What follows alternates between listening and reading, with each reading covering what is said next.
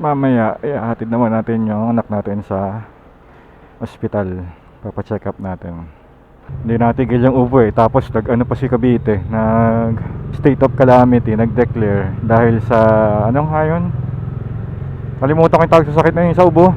So kailangan namin pa-check kasi baka ganun na yung nangyayari sa kanya, di pa namin alam. Syempre di ba galing tayo sa opisina kagabi, kaya na madaling araw pa lang. Nakatulog naman na tayo kahit ako paano. Kalimutan ko yung whooping cup, ano yung woohing hindi ko alam yung tawag pertosis, yun ba yun? Yun, pertosis nga yata yun. Basta yun, may outbreak sa Cavite kaya nag-declare ng state of calamity. So kinabahan naman kami, baka yun na yung sakit niya. 1 week na para sure lang. Pero kahit din na hospital, kahit clinic na lang, kasi bacteria yung pertosis, di ba? So pagka ganong gamutan, ano lang yun, antibiotic lang. So clinic lang yan, depende na lang kung anong re-reseta ng doktor sa clinic. Tingin ko naman, di naman ganong kahirap i-treat yun. Ako, di ko alam, hindi ako doktor. Pero tingin ko hindi, kasi bacterial siya. Hindi naman siguro siya kasing lala ng COVID, pero contagious siya, outbreak Ayun, so pauwi tayo kasi naiihi na tayo. Wala tayong gas, so hindi na muna ako papagas, sa bahay na. Doon na lang tayo iihi sa NAIA X. Okay, samahan nyo lang ako, wala pa rin tayong topic.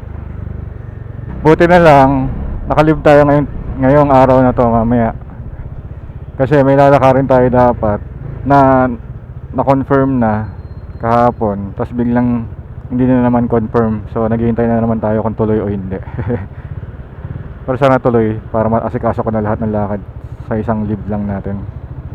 Pero kung hindi, okay lang, at least nadala natin sa hospital yung bata. Clinic pala, clinic. Mukhang kailangan ko talaga magpagas. Sana hindi traffic.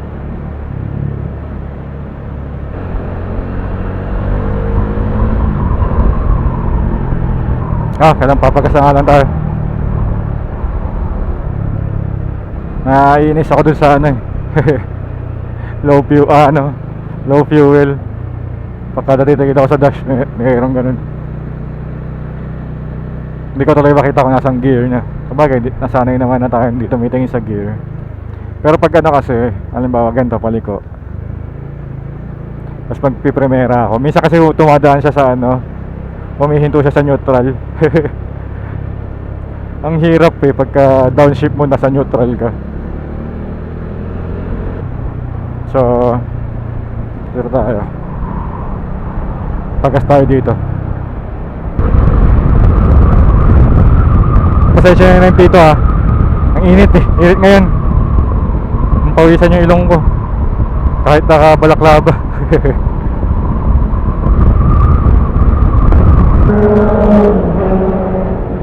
Ataw.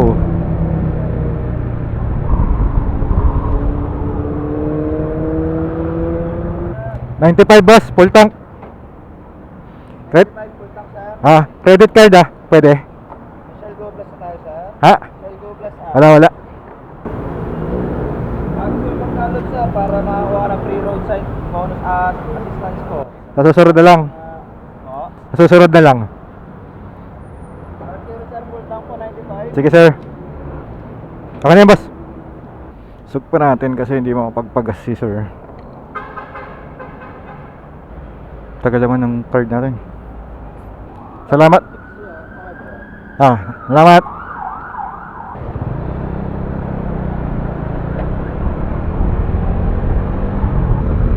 Okay. NAIA X. Doon na tayo umihi. Sana di traffic dito. Parang nakita ko kanina medyo traffic yung pabalik. Okay, so samahan nyo pa uwi. Bigyan ko kayo ng update dito sa helmet. So far, na nagamit natin siya ng medyo matagal na, may enough data na siguro tayo para matawag natin siyang review. Ano siya, unang-una yung magaan, maganda. Ramdam na ramdam mo yung gaan Kasi ano eh, pansin na pansin mo eh. Parang ano, laging sinasabi na ano, yung parang wala kang suot. Hindi naman parang walang suot, pero malayong magaan na ng pag ano. Malayo yung diferensya niya dun sa 1700 na weight sa 14. Yung 300 na yun, ang layo pala ng diferensya nun. Akala mo parang wala lang, pero malaki yung diferensya simula nung nagamit natin to. Maganda siya talaga yung pag in terms na weight. Maganda yung ano, carbon sa ganito pag weight na usapan. Siyempre kung carbon yung itsura maangas din talaga kasi naka-snake carbon to eh, itong Corsa na to. Saka makintab, maganda yung pagkakintab niya. Nagustuhan ko, hindi ako mahilig sa makintab eh. Kaya mga matte finish yung mga helmet na gusto ko dati. Eh gusto ko mag carbon. Ito lang yung gusto ko kahit makintab. Okay siya. Panalo na panalo. Tapos wind noise, magkaiba sila ng tunog nung ano natin, nung ibang helmet natin. Medyo mas matinis. Pero ngayon hindi ko na siya mapansin, hindi ko na siya masabi na matinis. Kasi siguro nasanay na ako. Tapos isa pa sa pinakabentang benta sa akin sa helmet na to, yung ano, ang laki ng butas niya dito sa harapan. Kitang kita mo yung nasa gilid. Hindi ko nakikita yung cut dito sa gilid eh, yung kaliwat kanan. Kung hindi ko siya pipilitin tignan, hindi ko siya makikita eh.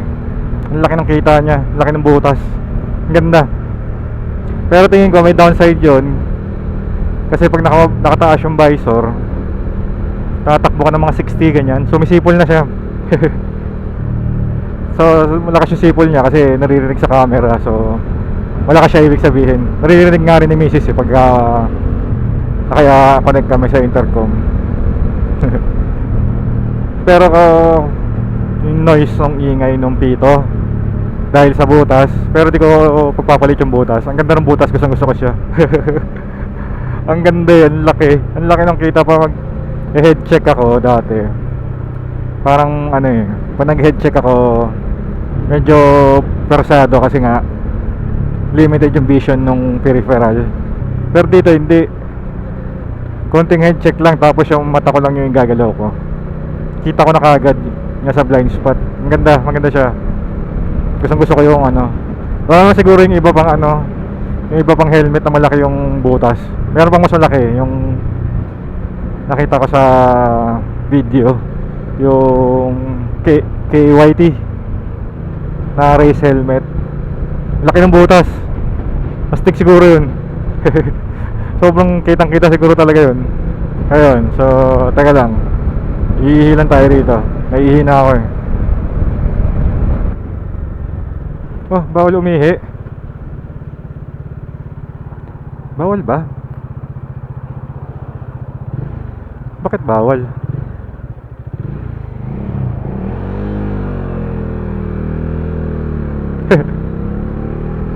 May portalet pero nakalagay bawal umihi. Huwag na lang. Naiihi pa naman na ako. Ayun, balik tayo. Sa padding, okay lang din. Hindi naman siya ano, mas feeling ko mas maganda yung unang Spider na sinukat natin. Recon Plus yata yun. Tingin ko mas maganda yung padding nun. Yung sabi ko nung episode natin na ano, na para kang masarap matulog. Parang malambot na kumot, parang ganun. Mas malambot yun. Pero ito okay lang din naman. Mas komportable siya ng konti dun sa HJC natin, i70 tsaka i10. Mas maganda yung lining. Tapos yung ano naman niya, intercom ready niya, maganda kasi may mga slot, mas malalim yung slot ng speaker. Tapos yung sa mic, meron din siyang lagayan para doon sa mic na intercom, nasa pinakagitna. Nandito sa pinakagitna, sa unahan, sa chin. Tapos meron din siya slot para sa mga wires. So okay siya. Ano ho ba? Yung visor, gusto ko siya. Malinaw naman kasi bago pa eh. Hindi pa naman natin masasabi kasi bago pa. Nagharap nga ako ng pwedeng protection para sa visor. Kasi ayoko magaya siya sa mga ibang helmet natin nagagasgas. Kasi wala naman ako makitang protection. Puro film, ganun. Hindi ko alam kung okay yun eh. Nakita ko yung mga film na ano eh, yung yung ano, hydrophobic na film. Eh, nakatry na ako dati doon sa mga lumang helmet at hindi siya effective eh. Saka parang tingin ko yung protection niya parang sa film lang. Sabi ko sabihin, hindi yun yung main purpose niya para protectionan, para lang siya sa anti-rain lang yung pinaka-purpose niya. Gusto ko yung film na ang purpose talaga ay for protection sa scratches. Kaya ako, yun. Ako lang, nawala na tayo sa topic. Visor, maganda naman. May binigay silang parang goma para doon sa pin lock, yung tornilyo ng pin lock, para maganda itsura. Pero sa una nakakailang kasi nakikita ako siya eh. Pero ngayon sanay na ako. Hindi na ako nababother pag nakikita ko siya. Nga pala, meron tayong bagong biniling dagdag sa mga bit-bit natin. Ito, yung nasa unahan. Tsaka yung sa pambomba natin, bumili rin tayo. Kasi di ba sabi ko ayaw ko ng ano, di Roscas. Gusto ko yung ano, para yung old school na pambomba, yung parang parang sinusuksok tapos may lock. So yun yung bili natin, extension. Maganda siya. Hindi nga lang siya pasok doon sa stock na pambomba natin. Pero yung dulo niya pasok kasi laki ng pito. So parang nangyari, parang naging extension. Bumaba siya tuloy. So mas okay para sa akin kasi nga di ba? Isa doon sa reklamo ko doon sa pambomba natin. Eh ano, maiksi yung tube, yung hose. So ngayon, nag-try ako bumili. Mura lang siya, lagay ko yung link. Parang wala pa yata siyang 100. Kasi ito naman sa ano, okay siya kasi may tama doon sa, di ko alam kung mali yung kabit ko eh. Side siya, tapos pag nagpa-vibrate minsan natunog, maingay. So nilagyan natin ng ano, ipit na foam para hindi siya maingay. So para hindi na rin magasgas yung visor, sayang. Yung stock na visor hindi yung ano, yung kulay black. Tapos di ko na makabit to dito kasi yung clamp niya sinabit ko na sobrang higpit, nabali yung ano nabali yung clamp sa sobrang higpit. Yung bobo na ginawa ko, umiikot pa kasi parang hindi siya, walang pressure na nag-build up, kaya ikot lang ako ng ikot, yun palang puputol na. sayang yung kasamang clamp, pero okay lang, dito na lang. Tapos dito na lang sa ano, pag lalagyan din ng camera yan, dito na lang. Eh yung silver ito, malaking bagay. Nung nakita nyo nasira yung pito natin, dito ko siya napansin, unang napansin eh. Bago ko napansin yung nagbago yung handling, nakita ko na siya dito na nag-alarm. So malaking bagay, natulungan tayo. So dadagdagan yung ano, silbi niya. Kasi kung may tinamaan kang ano, halimbawa mayroon kang sagasaan na kahoy na hindi mo na naiwasan, hindi mo na kailangan huminto para i-check yung gulong kung may tama. Tignan mo na lang dyan kung nagbabawas, diba? So okay to, convenient to. Pero kasi nga, yun nga, bumili rin pala tayo ng ano, pito na ano, stainless.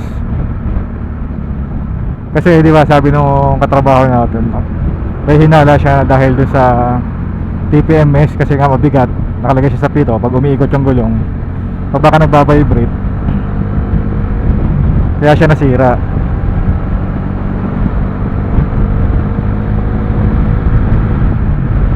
So ang ginawa natin, baka mas maganda kung naka stainless siya na pito.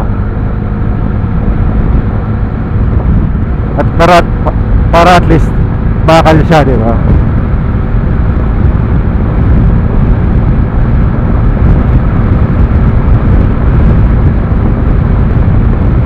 So yun lang yung update ko sa inyo sa mga binili natin. Tsaka dito sa helmet. Yung kay Mrs. di ba natin nagagamit kahit isang beses. Kasi parang ginamit ko tong helmet na to. Ayoko na i-try yung iba. Lalo na siguro kung ano no, yung mga 1-2 lang yung bigat.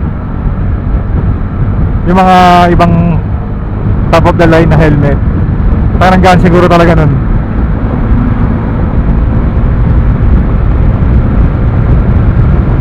Pero dito pa lang okay na ako.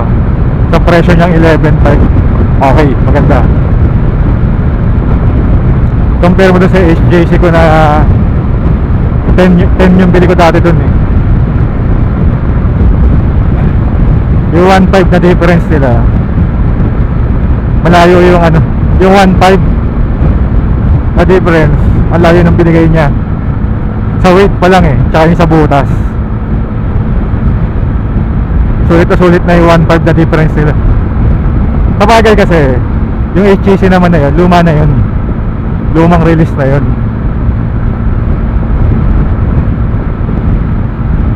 Ito kasi ECE 2206, so mas bago. Meron pala ako isa na update na observe dito sa helmet na to. Yung visor niya hindi siya masyadong tinted. Tapos sabi rin ni Mrs. yung sa kanya din daw light lang yung tint.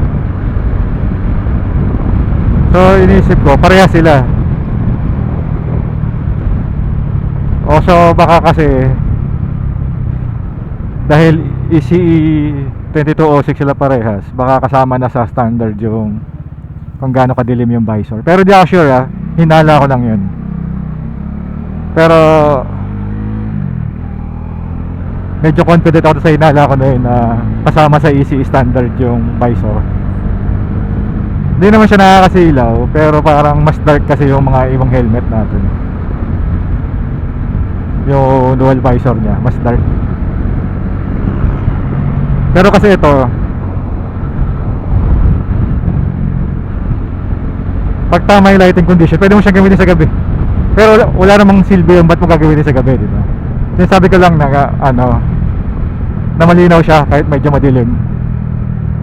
Para mga situation na ganito, mga araw, tapos bigla nadaan sa tunnel, hindi mo na ibaba yung visor mo, hindi mo na itaas yung dual visor mo. Ano siya? Malinaw. Kaya sa dilim. So tingin ko dahil hindi ko alam pero tingin ko baka part nga rin yun ng ECE 2206. So ayun yung hinala natin doon sa visor na to. Pero performance okay rin naman. Hindi naman siya masyadong nakakasilaw. Nakakasilaw siya ng konti. Mas nakakasilaw ng konti. Lalo na pagpuyat ako tapos tirik yung araw, nararamdaman talaga yung araw. Pero kahit naman doon sa luma, pero doon sa luma kasi mas dark talaga. Mas kalmado yung mata ko. Kasi nga mas madilim siya, pero mas madilim din siya pagka pumasok sa tunnel. Ito malayo yung diferensya. Sa tunnel kayang-kaya. So ayun yung update natin sa helmet na to. Samahan nyo ako, baka may dumagdag pa. Yung strap tinitignan ko kung kaya ko siya convert sa double D-ring. Wala, hindi pwede. Tapos tinignan ko rin kung pwede ko siya i-convert dun sa metal ratchet, kasi quick release to plastic. Kagaya nung kay Mrs. bakal yung ratchet niya. Nainggit ako, ang ganda pero wala akong makita. So okay na rin siguro to. Hindi ko alam kung pasado sa 2206 yung kasi parang may nabasa ako na kasama yung ratchet atong quick release sa 2206. Hindi ko alam kung pasado pa rin yung plastic, kasi yung mga nakita kong 2206 bakal yung mga ratchet ito lang yung hindi. So baka mali ako, baka pwede pa, kasi yung 2206 lang testing lang naman kung kakalas ba siya o hindi.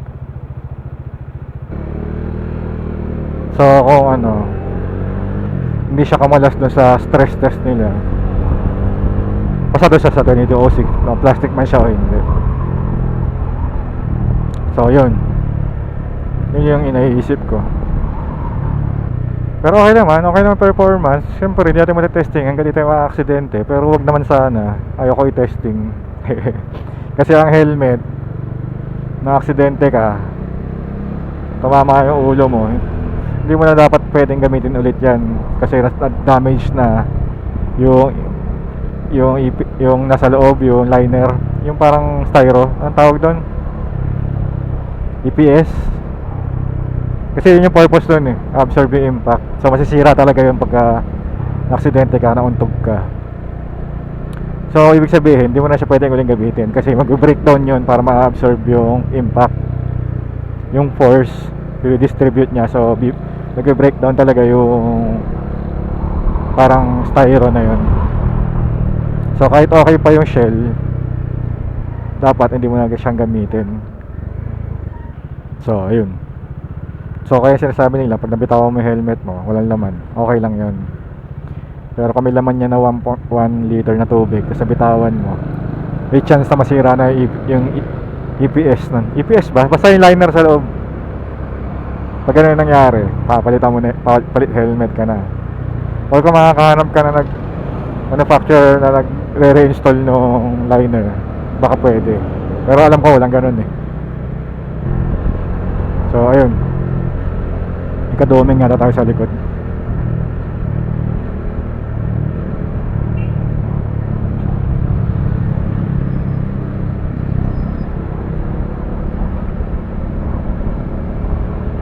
Ride safe sir and ma'am. Enjoy. Diretso nyo na. Kayo naman. Buti pa itong mga truck, alam nila na bawal silang pumasok kasi haharang lang sila sa Galing. Stig. Kaya pumasok sila, nakaharang sila dun sa intersection. Kasi may stuck din sila sa gitna nun. Sabagay, mahaba sila kaya naisip nila yun. Pero ganoon din naman talaga dapat, kahit kotse lang Kunyari dito sira, dapat wag ka papasok sa intersection kung alam mo may stuck ka dun. Kaya nagka-traffic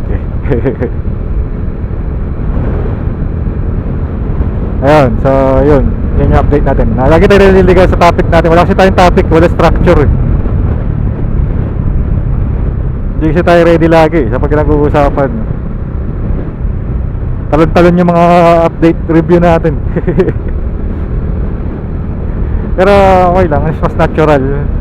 Ganun tumatakbo yung utak ko Wala talaga magagawa dun. Ayun, so ayun, ganda ng panahon Buti lang nakatulog na tayo ng konti. Na-enjoy natin yung ganyan. Kasi kung puyat tayo, sakit sa mata niyan, saka sa ulo. Pero ganda ng panahon. Mainit, pero may okay din naman yung hangin. Yan yung perfect na panahon sa pagmumotor. Tapos 9:39. So 9:39, nainitan na tayo. Ibig sabihin, pag nag 12 o'clock, mas mainit pa yan. So sa hapon ko na lang dadalhin yung anak natin sa hospital. Ay papacheck up. Tapos sana kung matuloy yung lakad after nun. Kung hindi, wala. Sayang ang leave. Hindi, pero di sayang. Kasi nakadala natin sa napacheck up natin yung anak natin. Importante yun kasi nga hindi namin alam kung bakit siya inuubo. Baka pertosis, di ba? At least para sigurado. Para makapasok pa rin siya kasi hindi namin siya makapasok sa school kasi baka nga pertosis magkalat doon. Ayun, so lapit tayo sa bahay. Hindi na siguro papahatid. Maliwanag Hindi na takot sa part na madilim dito kasi maliwanag naman. Thank you na matindi. Hanggang sa muli. Bye-bye.